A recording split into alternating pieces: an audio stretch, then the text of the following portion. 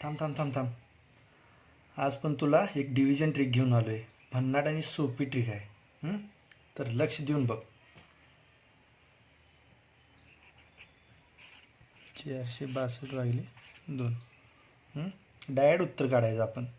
काय डायरेक्ट उत्तर. माझं तुला शाळेत लाईन मारायलाच जमत्यात, मग इथं पण मार. झालं. आता हे 2 आहे, ते 2 गोळ इथे ठोकायचं. आज पण तुला पेपरात 2 गोळ पडत्यातच, त्यामुळे इथं ठोकायला काय हरकत नाही. त्यानंतर 2 झालं, आता 6. 1 2 3 4 5 6. आणि आता उरलेले 4. 1 2 3 4. आणि आता मोज घे किती झालं. हे झाले 1, हे झाले 1 2 आणि 3.